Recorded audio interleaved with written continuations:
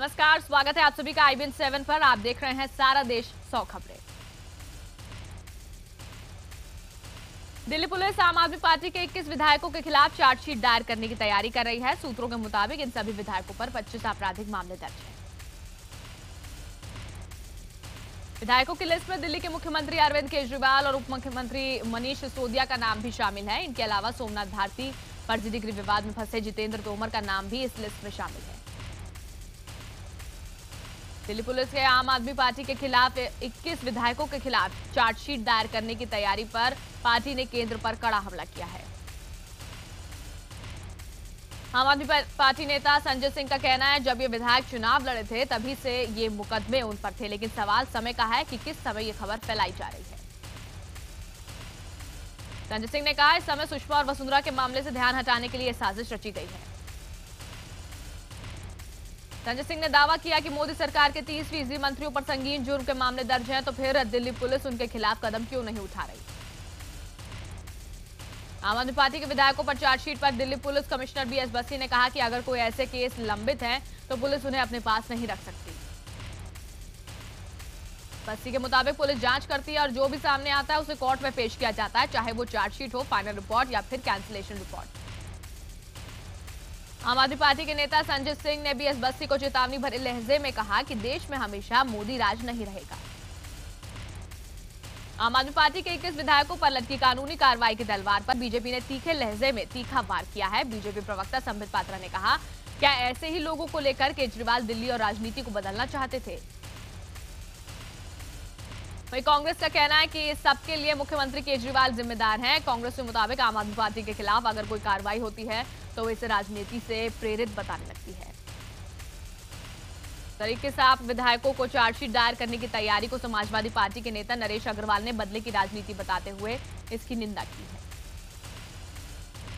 पूर्व वित्त मंत्री और कांग्रेस नेता P चिदम्बरम ने ललित मोदी मामले में सुषमा और सरकार से कई सवाल पूछे। चिदम्बरम के मुताबिक अगर मानवता के आधार पर ललित मोदी की मदद की गई तो भारतीय उच्चायोग से संपर्क क्यों नहीं किया गया। चिदम्बरम ने पूछा है, दिल्ली हाईकोर्ट के ललित मोदी का पासपोर्ट बहाल करने के फैसले के खिलाफ सुप्रीम कोर्ट में अपील क्यों नहीं की गई। वहीं ललित मोदी ने ट्वीट कर पूर्व वित्त मंत्री चिदम्बरम पर पलटवार किया है। ललित मोदी ने कहा, उनका पासपोर्ट चिदम्बरम ने गैरकानूनी तौर पर रद्द किया, जबकि हाईकोर्ट ने पासपोर्ट उन्हें वापस कर दिया था और सरकार के फैसले को गलत बताया था। ललित मोदी की मदद के मामले में विदेश मंत्री सुषमा स्वराज के खिलाफ राजधानी दिल्ली समेत देश के कई हिस्सों में प्रदर्शन जारी है। दिल्ली में सुषमा के घर के बाहर यूथ कांग्रेस ने प्रदर्शन किया। यूपी के कानपुर में सुषमा के विरोध में नारेबाजी की गई। इलाहाबाद में भी यूथ कांग्रेस ने जमकर प्रदर्शन किया। कोलकाता के भवानीपुर में सुषमा के खिलाफ प्रदर्शन किया गया। यहां लोगों ने सुषमा का पुतला भी फूंका। ये लोग सुषमा के इस्तीफे की मांग कर रहे थे। उधर राजस्थान कांग्रेस के अध्यक्ष सचिन पायलट ने सुषमा के इस्तीफे की मांग करते हुए राज्य भर में प्रदर्शन का ऐलान किया है। विदेश मंत्री सुषमा स्वराज ने बेटी पर लग रहे आरोपों को खारिज करते हुए कहा, उन पर गलत आरोप लगाए जा रहे हैं। विदेश मंत्री सुषमा स्वराज ने ट्वीट करके इस आरोप को खारिज किया कि उन्होंने अपनी बेटी को फायदा पहुंचाया। सुषमा ने कहा, उनकी बेटी बैरिस्टर है और उसने ऑक्सफोर्ड से पढ़ाई की है। उन्होंने ये भी खारिज किया उनकी बेटी को नॉर्थ ईस्ट कोटे के तहत मेडिकल कॉलेज में दाखिला मिला था। केंद्रीय संचार मंत्री रविशंकर प्रसाद ने सुषमा का बचाव करते हुए कहा कि ललित मोदी की मदद मानवता के आधार पर की गई। ये मामला भ्रष्टाचार का बिल्कुल नहीं है। उधर बीजेपी सांसद कीर्ति आजाद ने आस्तीन के सांप वाले ट्वीट पर सफाई दी है। कीर्ति आजाद के मुताबिक उन्होंने ये बात सुषमा के मामले में नहीं कही थी, जबकि शिवसेना के अध्यक्ष उद्धव ठाकरे ने कहा कि ललित मोदी अगर अपराधी हैं तो उन्हें गिरफ्तार करना चाहिए। वहां मजे कर रहे हैं और हम यहां लड़ रहे हैं। एनसीपी प्रमुख शरद पवार ने मुंबई क्रिकेट एसोसिएशन पर अपना कब्जा बरकरार रखा है। अध्यक्ष पद के चुनाव में शरद पवार ने शिवसेना समर्थित उम्मीदवार विजय पाटिल को करारी शिकस्त दी। पवार को 172 जबकि पाटिल को 145 वोट मिले। पवार गुट के दिलीप वेंगसरकर को उपाध्यक्ष चुना गया है। वहीं बीजेपी विधायक आशीष शेलार भी उपाध्यक्ष चुने गए हैं। राजस्थान के गंगानगर जिले के सूरतगढ़ में एक जीप के ट्रेन की चपेट में आने से 3 लोगों की मौत होगी, जबकि 10 से ज्यादा रेल यात्री घायल हो गए। बताया जा रहा है, दिल्ली सराय रोहिला एक्सप्रेस सूरतगढ़ पितरेन स्टेशन पहुंचने वाली थी। इस बीच मानव रहित फाटक पर एक बोलेरो जीप के ड्राइवर ने पटरी पार करने की कोशिश की। इसी दौरान तेज रफ्तार ट्रेन आ गई और जीप के परखच्चे उड़ गए। टक्कर की वजह से ट्रेन के इंजन के डीजल टैंक में आग लग गई। ट्रेन में आग लगी देख लोग आनन फानन में डिब्बे से कूदने लगे। इसी दौरान 10 लोग घायल हो गए।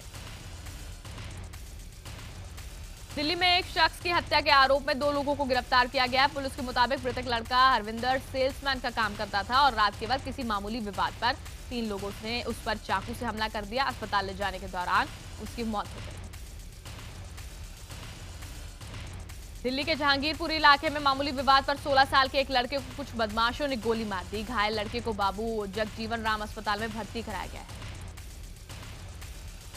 दिल्ली पुलिस ने लुटेरों के एक ऐसे गिरोह का पर्दाफाश किया जो यात्रियों को कम किराए का लालच देकर अपने ऑटो या टैक्सी में बिठा लेते थे और रास्ते में उन्हें नशा पिलाकर लूटते थे। जहर-खुरानी गिरोह के 5 बदमाशों को गिरफ्तार कर पुलिस ने 10 मामलों का खुलासा किया। पुलिस को आशंका है इस गिरोह ने जहर-खुरानी कर लूटपाट के कई दर्जन मामलों को अंजाम दिया। पुलिस के मुताबिक ये गिरोह रेलवे स्टेशनों और बस अड्डों पर ऐसे यात्रियों को अपना शिकार बनाता था जो देखने से मालदार और संभ्रांत परिवारों से लगते थे। राजधानी दिल्ली के कल्याणपुर इलाके में 2 साल की मासूम हत्या के आरोप में 15 साल की नाबालिग लड़की को गिरफ्तार किया गया है। आरोप है मासूम की हत्या उसके पड़ोस में रहने वाली नाबालिग लड़की ने सिर्फ इसलिए कर दी क्योंकि मृतक की मां ने उस पर चोरी का इल्जाम लगाया था। वहीं आरोपी लड़की को जुवेनाइल कोर्ट में पेश कर बाल सुधार गृह भेज दिया गया है। नकली मंत्री बनकर बाराबंकी नेशनल हाईवे के टोल प्लाजा पर फायरिंग और गुंडागर्दी करने वाले शख्स इकबाल को पुलिस ने गिरफ्तार कर लिया। पुलिस को इकबाल की 1 हफ्ते से तलाश थी। पुलिस ने कई जगहों पर छापेमारी की जिसके बाद उसे धर दबोचा गया। मदर डेयरी के दूध में कथित डिटर्जेंट मिलने की खबर के बाद खाद्य विभाग की टीम ने नोएडा के कुछ बूथ से सैंपल इकट्ठा किए। खाद्य विभाग के मुताबिक ये अभियान 1 हफ्ते तक चलाया जाएगा। बताया जा रहा मदर डेयरी के अलावा दूसरी डेयरी के दूध के सैंपल भी इकट्ठा किए जाएंगे। इससे पहले दूध में डिटर्जेंट के आरोप पर मदर डेयरी ने कहा था कि उनका उत्पाद पूरी तरह से सुरक्षित है। पूर्व कपड़ा मंत्री और गुजरात कांग्रेस के बड़े नेता शंकर सिंह वाघेला के खिलाफ सीबीआई ने केस दर्ज किया है।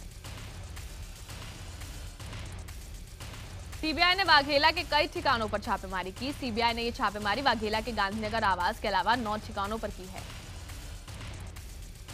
शंकर सिंह वाघेला पर 1700 करोड़ के एनटीसी लैंड स्कैम मामले में केस भी दर्ज किया गया है। घोटाले के समय वाघेला केंद्रीय कपड़ा मंत्री के पद पर तैनात थे। प्रवर्तन निदेशालय ने मनी लॉन्ड्रिंग रोकथाम अधिनियम के तहत महाराष्ट्र के पूर्व मंत्री छगन भुजबल के खिलाफ 2 मामले दर्ज किए हैं। इस बीच एसीबी की छापेमारी दूसरे दिन भी जारी रही और बुधवार को बांद्रा में भुजबल एजुकेशन ट्रस्ट पर छापा मारा गया। गौरतलब है महाराष्ट्र भ्रष्टाचार निरोधक ब्यूरो को सार्वजनिक निर्माण और पर्यटन मंत्री रह चुके छगन भुजबल और उनके संबंधियों के 17 ठिकानों पर छापेमारी के बाद करोड़ों की संपत्ति का पता चलने का दावा किया गया। आईआईटी जेईई एडवांस 2015 के नतीजे घोषित कर दिए गए हैं। इस परीक्षा में तकरीबन 1.25 लाख छात्रों ने हिस्सा लिया था जिसमें 23,000 लड़कों और तकरीबन 3,000 लड़कियों ने बाजी मारी है।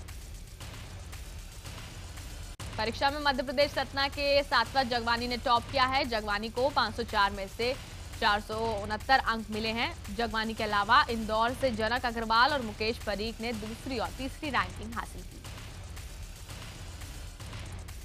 बिजली कटौती पर दिल्ली सरकार में उद्योग मंत्री सत्येंद्र जैन ने ऐलान किया है कि अगर बिना नोटिस बिजली काटी जाती है तो उपभोक्ताओं को हर्जाना दिया जाएगा।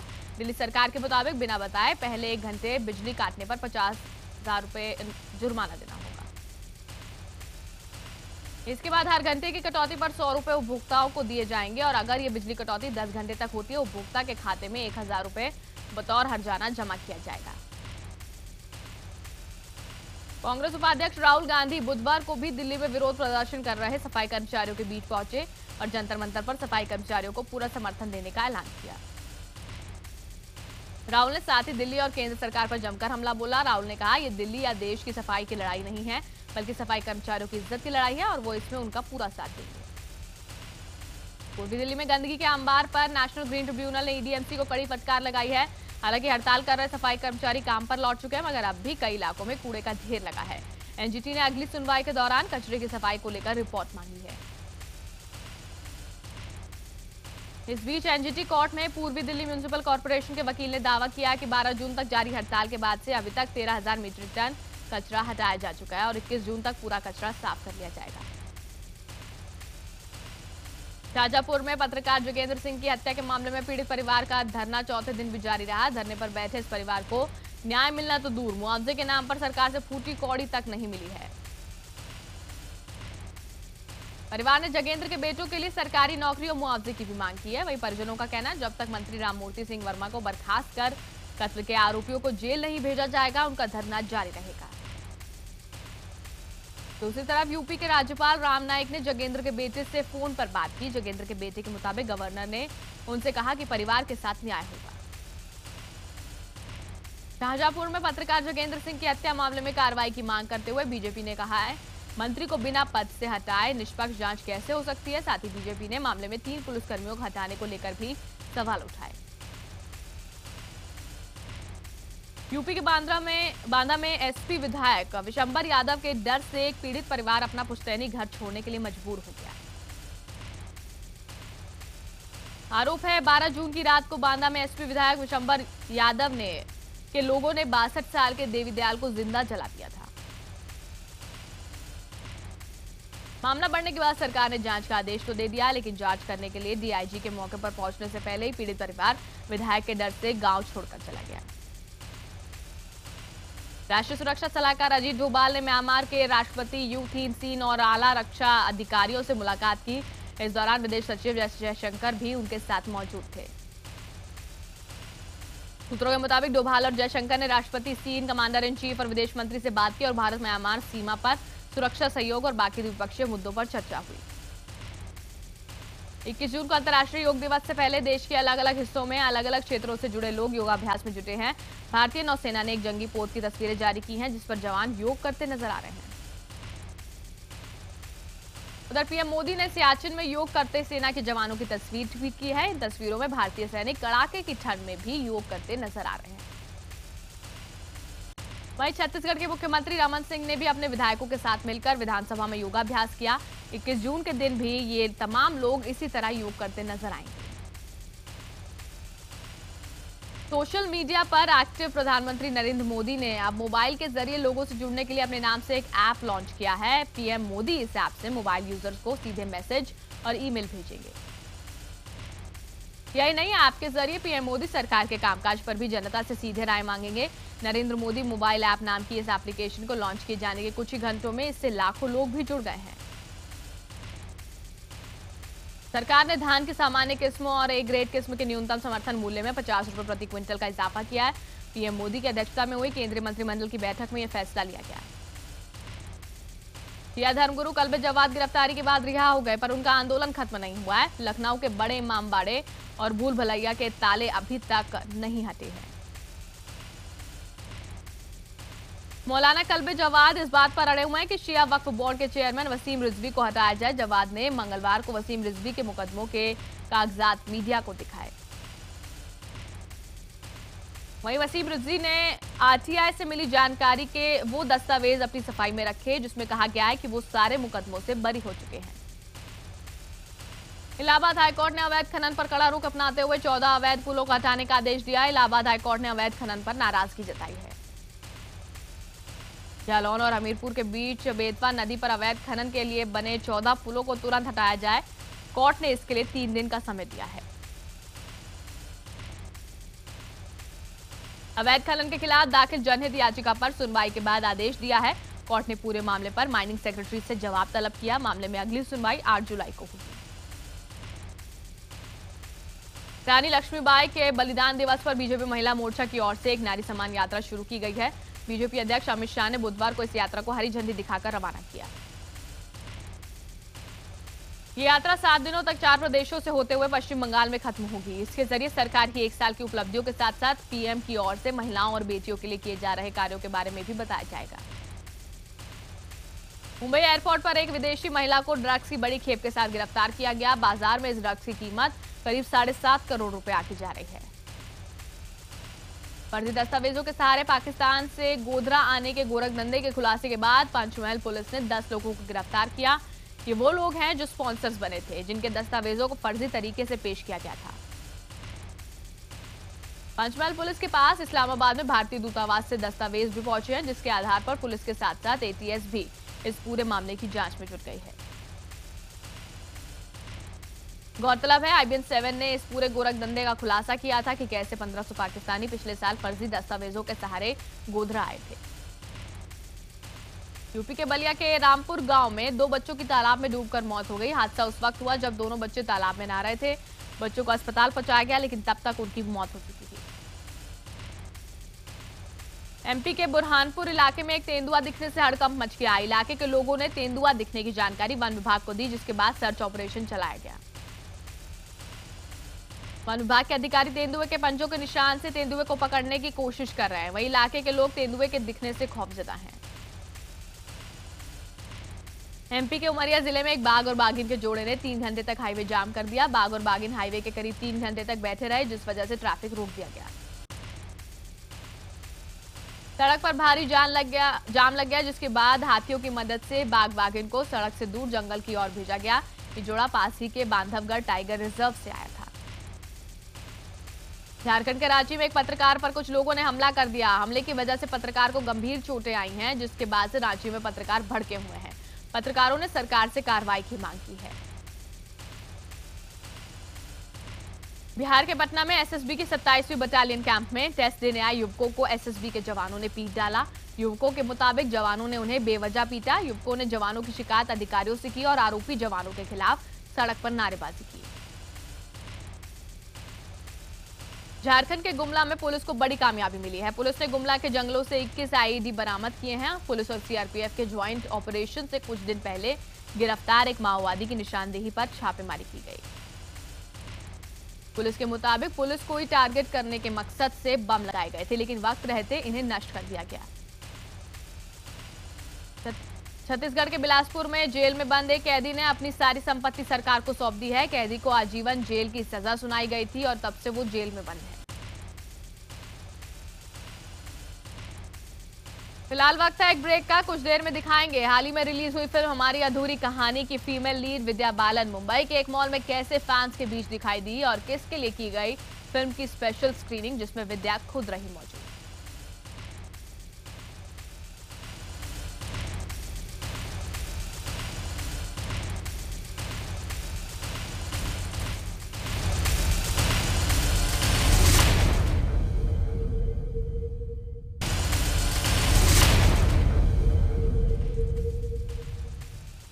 भारत और बांग्लादेश के बीच वनडे सीरीज आज से शुरू होने जा रही है। 3 मैचों की सीरीज का पहला मैच आज मीरपुर के शेरे बांग्ला स्टेडियम में दोपहर 2:30 बजे से शुरू होगा। हालांकि मैच के बारिश में धुलने का भी खतरा है। आंकड़ों की बात करें तो बांग्लादेश की जमीन पर हुए 19 मुकाबलों में 16 में भारत को जीत मिली है। ऐसे में भारतीय फैंस को उम्मीद है कि धोनी वनडे में धमाकेदार शुरुआत करेंगे। इंटरनेशनल बॉक्सिंग एसोसिएशन ने भारत में मुक्केबाजी संस्था चलाने के लिए अस्थायी कमेटी का गठन किया है। आईबा ने किशन नरसी को अध्यक्ष बनाया है। अपनी फिल्म हमारी अधूरी कहानी की स्पेशल स्क्रीनिंग के लिए विद्या बालन मुंबई के एक मॉल में नजर आई। फिल्म की स्क्रीनिंग भारतीय व्यापारी मंडल की महिला शाखा के लिए खास तौर पर कराई गई थी। इस इवेंट में विद्या मीडिया से भी रूबरू हुई। सुपरस्टार सलमान खान ने एक तस्वीर बनाई है जो उनकी आने वाली फिल्म बजरंगी भाईजान में उनके और करीना के किरदार की है। सलमान की ये पेंटिंग बेहद रोमांटिक है। पेंटिंग का शौक रखने वाले सलमान ने ट्विटर पर अपने प्रशंसकों के लिए इसकी तस्वीर पोस्ट की। बॉलीवुड के महानायक अमिताभ बच्चन के फॉलोअर्स की संख्या फेसबुक पर 2 करोड़ 10 लाख के पार पहुंच गई है। वहीं अमिताभ ने कहा उनका अब अगला लक्ष्य 3 करोड़ फॉलोअर्स का है। आमिर खान बलाली बहनों को लेकर एक फिल्म बनाने जा रहे हैं। फिल्म दंगल में अभिनेता आमिर खान बलाली बहनों के पिता महावीर फोगाट का किरदार निभाएंगे, जिसके लिए वो हरियाणवी सीख रहे हैं। पहलवानी में विश्व भर में हरियाणा का नाम रोशन करने वाली गांव बलाली की बहनों की कहानी जल्द ही सिल्वर स्क्रीन पर नजर आने वाली है। सनी देओल और साक्षी तंवर की अपकमिंग फिल्म मोहल्ला 80 का ट्रेलर लीक हो गया है। ये फिल्म वाराणसी के मशहूर लेखक काशीनाथ सिंह के हिंदी उपन्यास काशी का 80 पर आधारित है।